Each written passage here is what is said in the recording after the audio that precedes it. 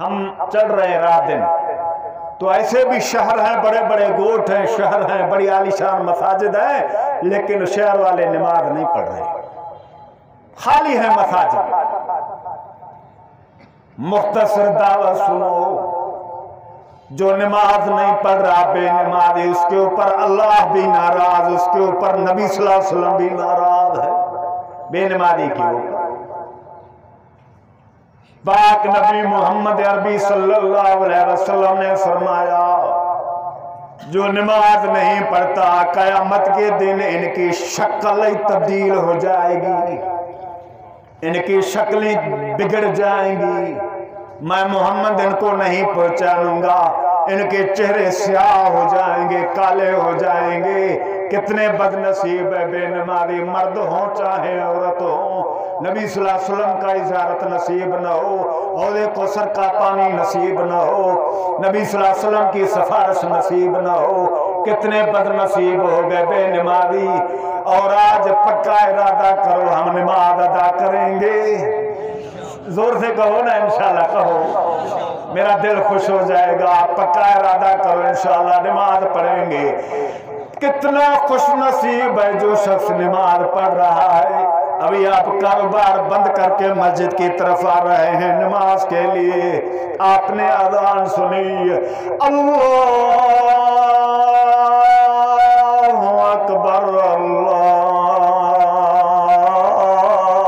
اکبر، یہ اذان کی آواز آپ کے کانوں تک پہنچی، آپ نے دکان بند کر دیا، آپ نے تجارت بند کر دی، اپنا رخ مسجد کی طرف کیا۔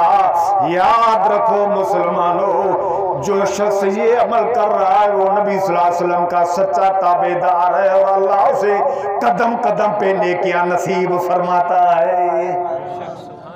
سب کہو سبحان اللہ، کہو تو صحیح، کتنا انعام ہے۔ آپ نماز پڑھ رہے ہیں، ایسے نہ سمجھے کہ صرف ہمیں ثواب ملے گا، صرف نماز پڑھنے والوں کو نہیں۔ فرمایا نماز پڑھو، اللہ نے فرمایا میں تمہیں بھی ثواب دوں گا، تمہارے والدین کو بھی ثواب عطا فرماؤں گا۔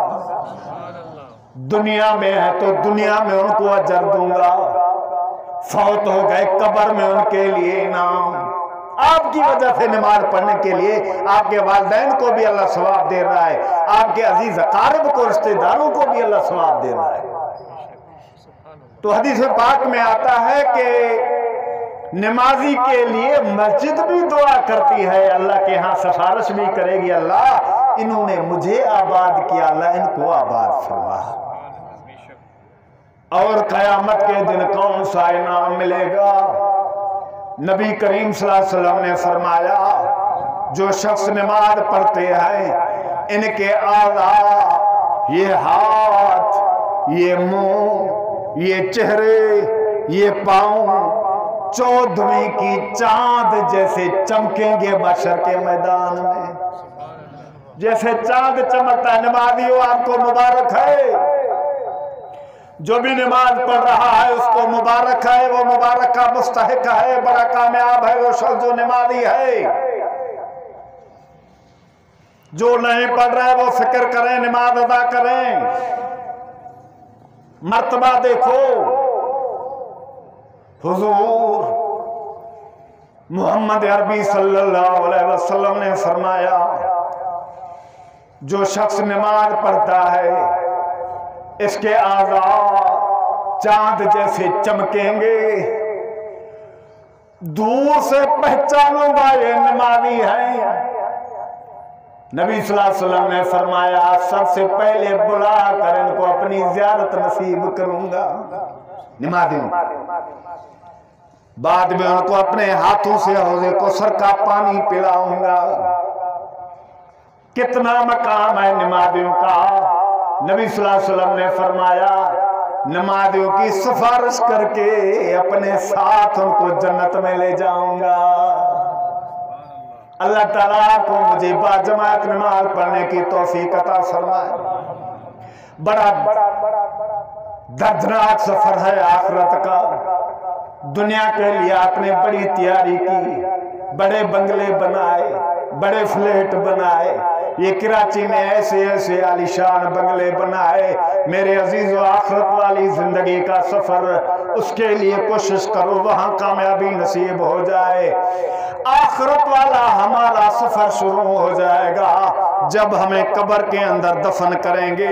اب ہمارا سفر شروع جب ہم دنیا سے رخصت ہوگی، ہماری موت آئے گی ہمارے اوپر، ہمارے والدین روئیں گے، آنکھوں سے آنسو بہائیں گے، بھائی بھی روئیں گے لاش کے اوپر، رشتہ دار بھی روئیں گے۔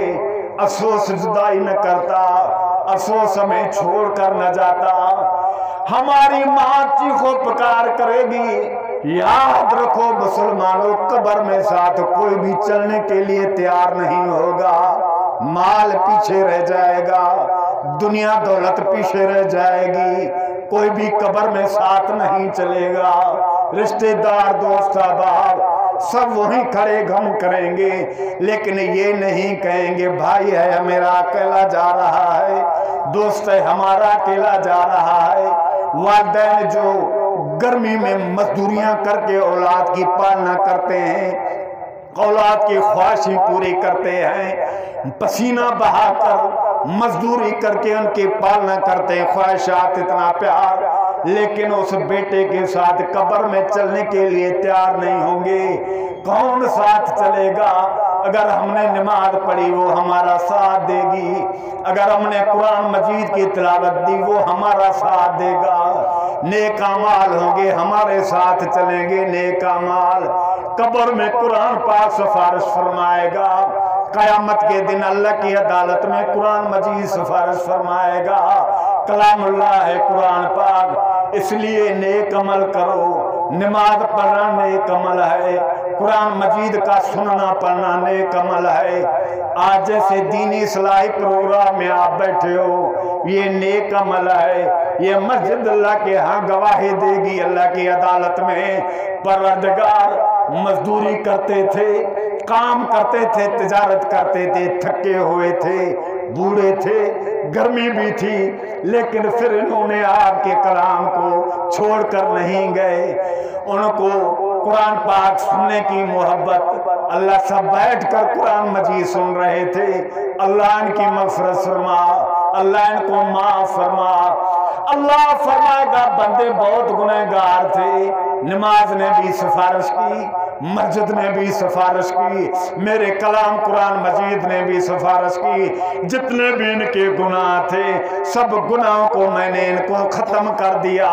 اللہ فرما رہا ہے انہوں نے نیکی کے کام کیے، نیک عمل کیے، میں نے ان کو جنت کا حقدار بنا دیا۔ تو نیک عمل کرو، سب کہو انشاءاللہ۔ دنیا میں سکون ہوتا اگر دنیا میں کامیابی ہوتی، جس کے اوپر آپ نے ہم نے کلمہ پڑھا ہے وہ ہے امام الانبیاء، سردار دو عالم، حضور جناب نبی اکرم محمد الرسول اللہ صلی اللہ علیہ وسلم۔ اب آؤ جس کے اوپر ہم نے کلمہ پڑھا ہے میں آپ کو دکھاؤں نبی صلی اللہ علیہ وسلم نے دنیا سے محبت کی یا دنیا سے نہیں کی، بتاؤں میں آپ کو، توجہ کرنا۔ اللہ اکبر۔ ام المومنین سیدہ طاہرہ طیبہ حضرت عائشہ رضی اللہ تعالی عنہا، پاک نبی محمد عربی صلی اللہ علیہ وسلم کی بیوی، نبی صلی اللہ علیہ وسلم کی بیوی سے پوچھا گیا حضرت عائشہ رضی اللہ تعالی عنہا سے کہ ام المومنین آپ جو نبی کریم صلی اللہ علیہ وسلم کے لیے کھانا تیار فرماتی تھیں تو وہ آٹا صاف کرتے تھے یا ایسے ہی روٹیاں پکاتے تھے؟ آٹا صاف کیا جاتا ہے، سمجھنا۔ ام المومنین کی آنکھوں سے آنسو آ گئے، رو کے عرض کرنے لگی کیا فرما رہے ہو، کیا سوال کر رہے ہو؟ آٹا صاف کرنے والا برتن تو ہمارے گھر میں بھی نہیں تھا، 30 40 دن گزر جاتے تھے، گھر میں روٹی نہیں پکتی تھی۔ مال تو تھا، ایسے نہیں کہ مال نہیں تھا۔ نبی صلی اللہ علیہ وسلم کے پاس صحابہ کرام لے آتے تھے تو نبی صلی اللہ علیہ وسلم وہ ذخیرہ کر کے نہیں رکھتے تھے کہ یہ مال ہم رکھیں کل یہ ہمیں کام آئے گا، نہیں، جو بھی آتا تھا محمد رسول اللہ صلی اللہ علیہ وسلم وہ غربا، مساکین اور اللہ کے راستے میں خرچ کرتے تھے، رکھتے نہیں تھے وہ مال۔ فرمایا پاک نبی محمد رسول اللہ صلی اللہ علیہ وسلم کی میں زیارت کرتی تھی، مجھے مہینوں کے مہینے بھوک روٹی کی طلب ہی نہیں ہوتی تھی۔ اللہ نے یہ کمال رکھا تھا نبی صلی اللہ علیہ وسلم کے چہرے انور میں، چہرے مبارک میں۔ میں زیارت کرتی تو مجھے پیاس ہی نہ لگتی۔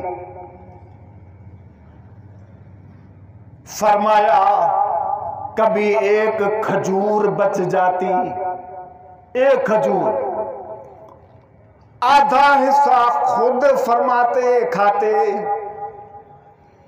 کھجور آدھا حصہ مجھے دیتے۔ گلشن معمار اور اس عبداللہ گبول گوٹھ کی جامع مسجد شریف میں بیٹھنے والوں توجہ سے یہ لفظ سنا، میں حدیث سنا رہا ہوں۔ طیبہ طاہرہ حضرت عائشہ رضی اللہ تعالی عنہا فرما رہی ہے، آدھی کھجور کھا کر محمد عربی میرے محبوب اللہ کے آگے شکرانے کے نفل ادا کرتے تھے۔ سمجھ رہے ہو یہ بات؟ آدھی کھجور کھا کر نبی صلی اللہ علیہ وسلم نے شکرانے کے نفل ادا کیے۔ اور کتنا پیسہ آ رہا ہے ہمارے پاس تجارت سے، واپار سے، کبھی ہم نے یہ نہیں سوچا کہ زکوٰۃ اس کی دینی ہے، کبھی ہم نے یہ نہیں خیال کیا کہ صدقہ دینا ہے، خیرات دینا ہے، نہیں، بس ہم وہ یہی ذہن ہے کہ مال جمع کریں، یہ جو مال ہے یہ ڈبل ہو جائے، بس یہی ہے۔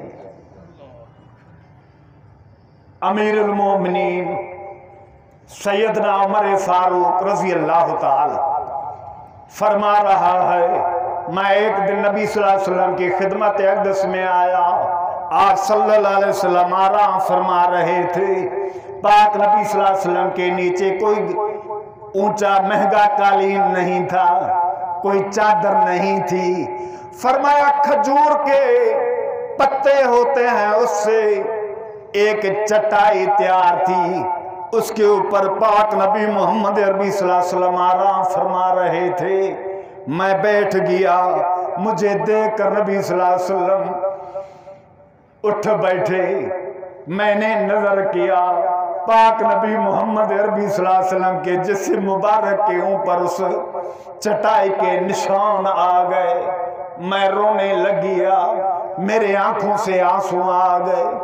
آپ صلی اللہ علیہ وسلم کی نظر مبارک پڑی، فرمایا لما تبکی یا عمر، عمر کیوں رو رہے ہو، کیا تکلیف پہنچ گئی؟